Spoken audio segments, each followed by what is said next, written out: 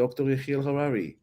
Here on the Uzi Moses Experience podcast, we are going to dive deep today into a very deep, subject that touches everyone's life is how to overcome obstacles. Uh, Navigate our thoughts. Can I control my thoughts? Can I silence my thoughts? That's the questions, I think. Very practical one. Exactly. So we know that in Jewish psychology, it's all starts with the thought, speech, and action. But can we really control our thoughts? Can we really choose the thoughts that we want? And those thoughts can create the reality that we want to live in. Can it really be done? And if it could be done, tell us how to do it, and give us a little bit of, tools to create something, to change something in our reality for the better. It's so important. Let's take one step backward. The thoughts are not the one that important. What is important is the emotions. The emotions are the most important attributes that we have. Why? Because the emotions, those are the powers that connect us to the world, that push us forward. The thoughts are only a garment to the emotions and to the mind. What do we mean? The emotions that do not have notions, do not have subjects. They do not decide what are the notions that I think about, what I will think about. The emotions decide what I will think about.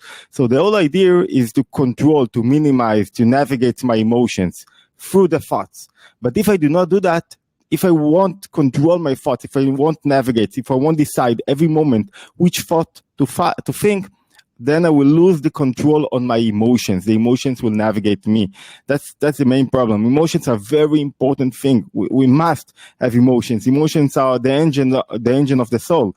The emotions push us forwards and connect us. But without knowing how to minimize and to navigate and to control the directions of the emotions, then we are losing what? We are losing the ability to control our life, because then the emotions controls me.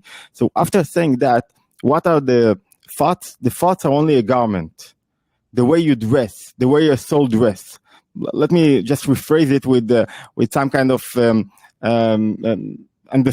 deeper understanding. You have the soul. The soul animates the body. The body is the tool. The soul is the light.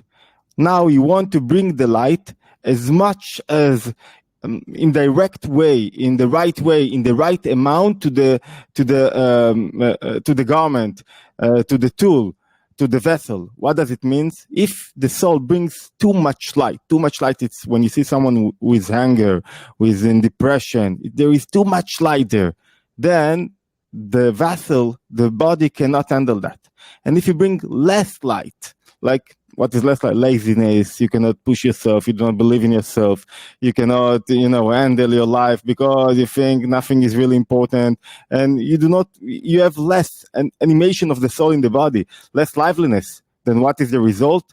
That you won't have enough light, you won't have enough liveliness. So what's the main idea? To bring the right amount of liveliness to the body from the soul. All the liveliness that we bring matches or touches or meets at the end the thoughts. How do you know that you love your someone? How do you know that you love? How do you know that you hate? Through the thoughts. It's not through the body. In the body, I can have, all kind of chemicals, hormones, whatever, but it could happen when I'm afraid that something will happen. All kinds of hormones are, released in my body, and it could happen whenever I'm in love. So I know really that I love you when I think about you. If I won't think about you, I don't know that I love you. So the thoughts are also something that reveals to me what are my inner emotions. So that's the first understanding of the thoughts. I wanted to ask something. About it's very beautiful to think about the thoughts create reality, and it's something that not only in Jewish psychology, it's been talked about in all disciplines. I think from Buddhism, from meditation, from everybody is all about positive thinking, but that's something that I'm not saying. I do not say that thoughts create reality. I'm saying that the thoughts are only a tool that reveals the emotions. The emotions create reality. The thoughts are just a tool. You can use it to harm yourself or to help yourself.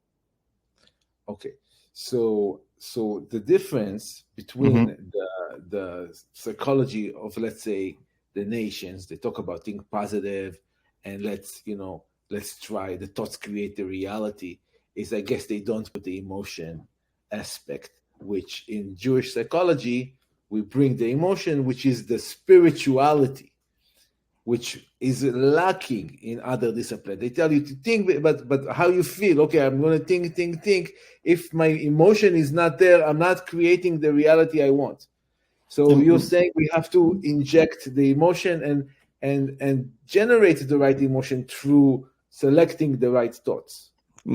Selecting, it's even if a deeper understanding, it's not that I'm selecting the right emotions. I do not let the emotions appear or manifest itself or illuminate in the thoughts. Let's say I'm suffering, I have anxiety. What is anxiety? Anxiety is thinking about what will happen in the future. Bad things could happen, good things could happen. It's also not the right thing to do to think about the good things that gonna happen, because what the result? That I'm not in the present. I'm not living right now. I'm letting my thoughts dragging me to the future instead of living right now with my spouse, with my friends, with whatever I'm doing right now. So the whole idea of emotions, there are two kinds of emotions. If I'm doing it just speedily, one kind of emotions are the right one that connects you to the moments that I want to live here. Those are very gentle emotions. The other one are emotions that takes me to the future. What will happen? How things will, our problems will dissolve. It's all about anxiety, and I'm afraid about, the future. Doesn't matter what you're afraid about. Anxiety, 25% of modern population have some kind of anxiety, or anxiety that they told about it. So that they have anxiety, and anxiety, it's a phenomenon. It's a pandemic, and anxiety, it's all about thinking what will happen, and nobody have certainty or confidence about what will happen. You do not know. That you want to control the future. The real problem is controlling. You want to control the future, but you cannot control your future. So the only way to let go of the thoughts is to let go of controlling what will happen with my children, controlling what will happen with my country, controlling what will happen next moment. I have to do what I have to do. So let's get back to the emotions. There are the right emotions and I can call them even negative emotions. Why they are negative? Because they do not do what they have to do. What they have to do to push me forward, to connect me to others, to connect me to the reality, to make connections. Whenever I'm in anger or afraid or depression, I'm disconnecting myself from everything else. So thoughts are only a way. It's like the place. It's a battlefield where you can decide. You cannot control really your emotions, but you can decide if you let your emotions, undesirable one or the desirable one, to manifest itself in the emotions, in the thoughts, or you do not. And it's not like working on the emotions. It's only one level.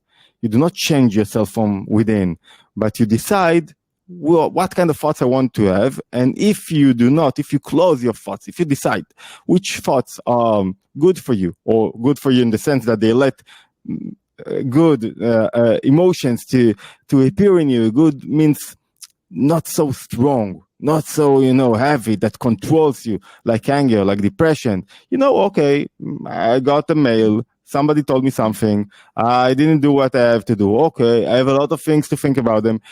I do not let this emotion that brought from this idea to control my life. That's the idea. So now the question is, how do I do that? That's the main question. What is the tool that I have to control, to navigate the thoughts? If I summarize, if you do not control your thoughts, you do not control your emotions, and then you are in problem, because your emotions always want to illuminate in a higher volume. Then they will control your life. What do you say about situation where somebody can just numb their thoughts? Like they just work like almost like a robot, doing something. They don't even think about what it's like, like driving. You don't think, okay, I'm going to drive right now. It's automatic. If the problem is that you cannot numb your thoughts. You will always have thoughts. Even when you are sleeping, you have thoughts. What are the thoughts that when you are sleeping? Your dreams. Those are thoughts without interfering of the mind and the emotions. You have only the breath leftovers of thoughts that you had when you were awake. So the thoughts are not, you cannot really numb them, but you can be concentrated in the moment, and it's a wonderful thing to do. It's not like escaping from something. If you can numb your thoughts, not numbing your thoughts, being in the moment, doing whatever you are doing right now, concentrating. The problem with driving is that your thoughts are all around. And now when your thoughts are all around, your emotions are not being controlled and minimized. Now we are being controlled by your emotions. That's a problem. If you can numb your thoughts through, not numbing, we said concentrating, and through that you are a little bit numbing your emotions, then that's a beautiful thing to do. And that's kind of therapy. You didn't change yourself, but you have a problem. But what you change, you minimize the amount of liveliness that the emotions bring to the body. That's the idea. So if we'll get one step forward, you spoke about how can I do that? It's a beautiful thing to do. When you are, you're in anxiety and thinking about a lot of things, what you should do. Now, if you will be able to concentrate in one thing, you will be able not to think about the future, but what is happening. And when you are doing that, the result is that now you are not suffering from the anxiety. So the whole idea is to control the thoughts, and it goes through a few steps. It's like without practicing that, nobody will succeed. You have to practice that. Practice that means that you have to do it again and again. I'll give you a simple example about thoughts that not only connected to bad thoughts or to anxiety. I sat with my wife and the baby, the neighbor's baby came to the neighbors with their baby came to visit us, and they had a beautiful baby. And I have a 21 years old child, and a 17 years old girl. And my wife said, "Oh, I'm just waiting for grandchildren," and she was like, "Wow!" And it was a problem, not only because of the stress that she brings to my children, to the grown-ups one. Come on, get married. But this is not the only problem. The problem was that you are now here on Shabbos in a beautiful, gathering with the family, and what you're thinking about? You're thinking about what will happen in the future, what I do not have. I need grandchildren. I need something else. I'm not really... Like something is missing instead of like something is missing. So now like you destroyed in a way, in a beautiful way, you destroyed the family gathering. So it's not only about anxiety, it's about the presence of the thoughts. If you know how to navigate them, you know how to be in the moment, to enjoy every meeting, to see someone else, to be connected to him. And if you are seeing someone, I sat with there was a writer sitting in a table, and around him about 7 people. And about 20 years ago, if you would sit with this writer, you would do nothing and just ask him questions to get a little bit out of his wisdom. And then everyone were with the, iPhones, doing all kinds of things, surfing, whatever. And it was like amazing. Nobody could appreciate the moment. And if I'll be a little bit pushed to the fate point, according to Judaism, the creator is creating the world every moment. He didn't create the world about 5,074 years ago. He didn't create it a million years ago. He's creating every moment in the world. That means that every moment is bringing to the table effort, real effort that is bringing in order to create you and me now speaking on Riverside. So when he's doing that, and you are not in the moment, you are thinking about something else. You are now concentrated of let your thoughts text you, drag you to another place, and let your mind not being connected, not controlling, not choosing which thought to think. Now you are not being connected to the moment that the creator is creating. It's like you are saying to him, you are creating this moment, but I want to be in another place. So this moment, there is something that I do not have, nothing have to do here. It's not the moment that I should be here. So it's like you are not a partner of the creator in the creation when you let your thoughts control you, or you let your thoughts run away, and through that, let your emotions control you. Okay, so all that is beautiful, all that is beautiful. So now we understand that selecting our thoughts is a very important thing. And what differentiates Jewish psychology than other psychology is the idea that there is the emotion, the spiritual, the God aspect. There are more levels, but we need more time to develop it. Right. In order for us to really create the life or the reality or the things that we want. Okay. So now, practical. A person right now thinking about his job, thinking about the worst thing that could happen, and his heart starts beating, anxiety and money and financial and Okay, what should let's go through the process, but you have to practice that. It is not like you are listening to that and okay, I know how to solve it. You have to practice that at home, starting with small things. But let's become Jewish, Orthodox Jewish, or it's okay from it doesn't matter if you are gentle. It's something that is very it's connecting to everyone. Doesn't matter who you are. It's not a level of belonging or identifying yourself as a Jew. It doesn't matter. First step, everyone can do that. First step, now know that it's all about you. All the thoughts that drags you to the future, what will happen, anxiety, or to the past, how I was, how I missed the opportunity, why I got married with him, why I didn't got married with her, etc., etc. So why I didn't buy the house when I had the opportunity. All those thoughts are coming from a lot of, Freud called it ego. According to Judaism, it's me. It's all about me. Why it's about me? Because the emotion, it's me. I want to feel. So there is a lot of me. Know that if you will be able to take yourself out of the picture, drag yourself outside, one step backward, you will have the opportunity to minimize the strength of the emotions and then control your thoughts. That's the whole idea. If you'll be able to do that. So it's all about you thinking about diverting the intention from myself to something else. To something, it doesn't matter. Is to think about, okay, where's my intention? Who am I thinking about? Am I thinking about myself? I'm in the wrong. I have to divert that intention. Okay, so now remember that. Who am I diverting the attention to? To who? Okay, just a minute. Now remember that. When you're anxiety, you think about yourself. What will happen to me?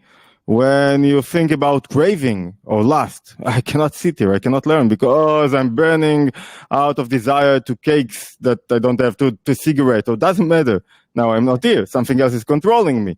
When coffee even is coffee, I now need coffee. I woke up, I didn't even drink coffee. Now I need my coffee. Now it controls me. Instead of being here, I'm thinking about my coffee. I'm being controlled by my desire to coffee. So remember, it's our coffee. Everybody has their own, like, something that they But we said you need to control the amount, the level of emotions. It's called emotions that controls you. It's not really in Hebrew. It's not emotion. It's midah. It's a measurement. The attributes that controls you. You want to decide. Now we have a beautiful conversation. So coffee can stay for later. So remember that it's all about yourself, about thinking about what happened. It's all about me. It's nothing that it's not the truth. It's not that I really can correct something, that I really can do something. I'm not afraid about what will happen. I'm afraid about what will happen to me. And it's all about me. So remember, if you will be able, why we are touching this point, because if you will be able to take yourself out of the picture, you will be able to control your emotions through your thoughts, through controlling your thoughts. If you won't be able to do that, then you'll pay the price. And it's very hard because it means that they have to be less me. It's less me. It's very hard. I met yesterday in Cyprus someone that told me after a conversation, we spoke about that, and in a way, and she said, and I always got, she's manager in a school that teaches English, and she said, I always get criticism from parents. It's very hard for me, and it makes me, vulnerable and attacking others. And then I understood that it's not about me. They only want that the child will have better English. They only want, to have more value to them, to what they paid. It's not about me. They don't want my head. And when I understood that, and I asked myself, I help them get better child at learning English, I understood, okay, wow, now I'm not afraid, I'm not in stress, and endless stress anymore. She caught the point, and catching the point is the first tool that you have. Understanding that it's not all about you. When somebody comes to you, send you a mail, when a customer have something to say about your product, whatever, it's not about you. It's about him. And when you'll get out of the picture, you will be able to minimize the emotion, control the thoughts. First thing. Second thing, decide. Which thoughts you do not let yourself think about? Which thoughts are those that will drag you and let the emotions control you? It could be, if I'm thinking about food, I always want food. That's why food shows are very popular. You see the ices, and then you want it. If you won't let yourself see it, or think about it, or be there, then you won't really be all day long after it. So decide, or thinking about the future, or thinking about, I have a problem with economical problem, with my managing my money, doesn't matter. So decide, I'm working on it Sunday 9 until 11. That's it. On Shabbos, on Monday, I'm doing other things that I decided. I'm like closing myself. The problem is that you convince yourself that if I won't think about it, I won't be able to manage it, to solve it. But it's not true. The truth is that you have to be in the place that you are. It's not true that if I'll think right now about my economical problems, I will solve them. I won't solve them. They will just let my emotions control me. And a lot of people do not let themselves, neglect those thoughts. Or even, let's get deeper, if something happened to you, something odd, trauma, let's say, trauma is very popular, something very harsh. If you let it, if you won't decide that I don't want, you cannot solve it. There is nothing to solve. Your mother was narcissist. What can I do now? Okay, there is nothing to solve there, and to get back to it. The only thing that you can do now is to decide, now I am not 10 years older anymore. Now I decide to think different. I do not let those thoughts about what my mother did to me and why she did, what she didn't give me, now to penetrate into me. Now I want to think about reality different. And I have to bring to the picture my mind that is asking, what's the truth of this moment?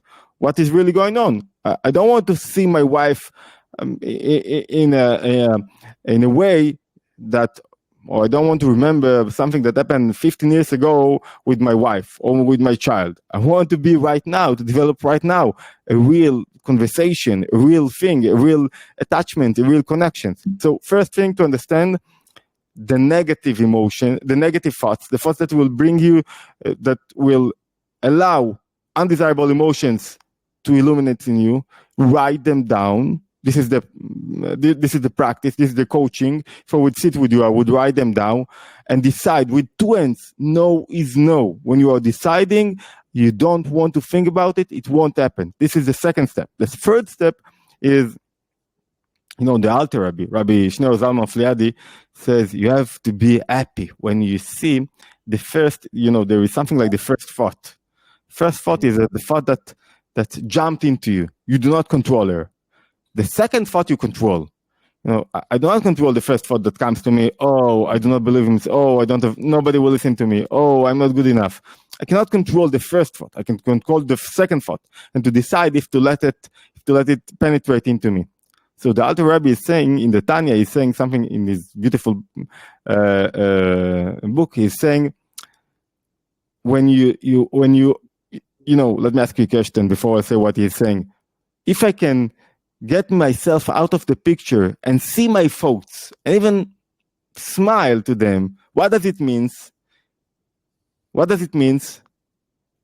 Can you answer what does it means? That you are not your thoughts. You are not in my thoughts. Don't connect yourself. Don't identify yourself with your thoughts.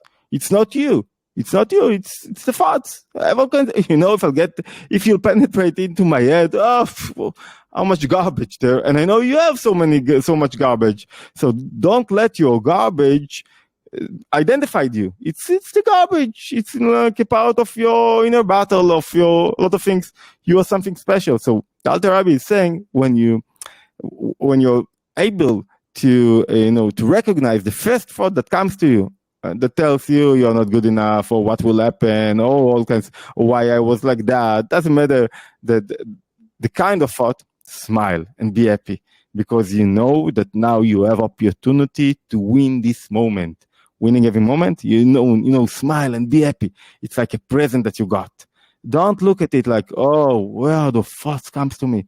Be happy. I'm now ready to the fight. Now in Israel, if you're a soldier and you are a warrior, warriors want to get to the battle. You are a warrior of your life. You want to get to the battle. You want to say, no, beautiful thoughts that want you to get me down. Beautiful. It's not really beautiful. Harmful thoughts don't penetrate into me. Don't let the harmful emotions that are not right. This is the third step. Smile.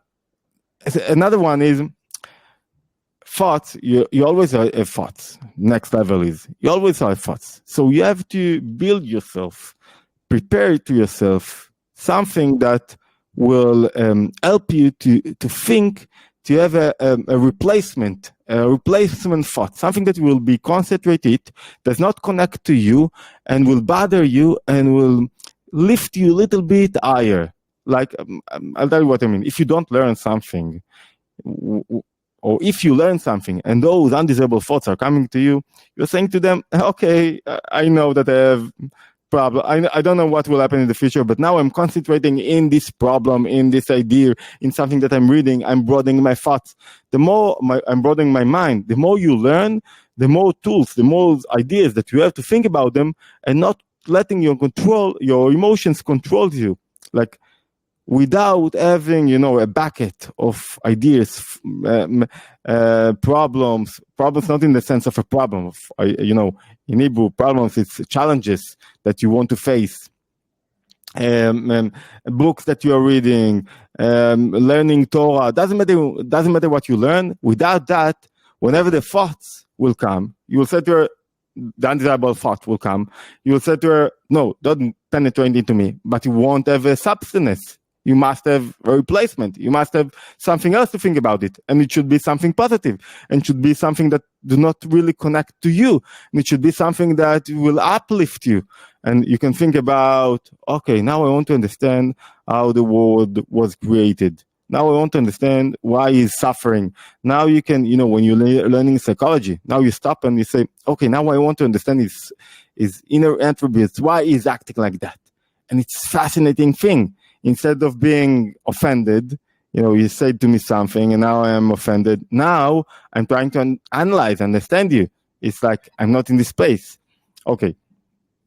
And I think that if you go through this process, you have some more levels, but I think it's enough to practice for the first meeting, for our first episode. If you practice those tools, taking yourself out of the center, understanding it's not about you. You cannot control the future or the past. You can live in the moment, because through that you're being connected to the Creator. Second, try to listen, to watch your thoughts, and to see and to split which thoughts lets you be concentrated and connected, and which thoughts are harmful for you and brings you to places that, and usually it happens when you are not busy, when you're not doing something. You said numb your thoughts. It's not numbing thoughts. It's like being connected to the moment, to what I need to do now. If you need to now to clean your room without thinking about what will happen in an hour from now. Now do what you have to do. And when I'm thinking about planning the future, it's not running away from reality. It's deciding which reality I want to live in this moment. Third thing we said, be happy. Understand when you can see the thoughts, the first thought that comes to you that wants to bring you down, be happy, smile to that. Understand that you have now opportunity to win it and to gain back your your control on your life. Last thing we said, try to find replacement. Another thought that to have like near to you things that you want to think about them that are a little bit deeper, that are a little bit, not connecting really to you, that you have interest in them. And then when now my wife, what will happen? I'm reading her book. I'm thinking about what happened in history. I'm trying to understand something deep. So I cannot let your thoughts, about the moment, small thoughts that leads me to undesirable emotions to controls me. Amazing. Those are really, really interesting points. Definitely diverting the energy from yourself to outwards. The second one was being able to look at your thoughts. And then the third one, be happy. And in the moment, smile to the thoughts. Yes, smile to the thoughts, be happy, because this is the opportunity to break through to your next level. Mm-hmm. And then your fourth one was find replacement. Okay, amazing. And last thing, it's not all of the work. It's just you do not change yourself. It's not an inner change. It's not a deep work. It's a practical work. Always pay attention to your thoughts, because they will reveal to you where are your emotions sense. Exactly. And you know what? I want to next time delve deep how the emotions are connecting us to the creator of the world and what's their job in beautiful that connection. So God willing, next week, Sundays, guys, it's going to be at the same time. So it's going to be live again on Facebook and YouTube. So next week, God willing, we're going to continue and go even deeper into how emotions connect us with our creator. Thank you so much, Dr. Yehiel Harari. Thank you. Good morning. Good night. Good morning over there in Israel. And we'll see you next week. Take Great. care. Thank you. Thank you very much.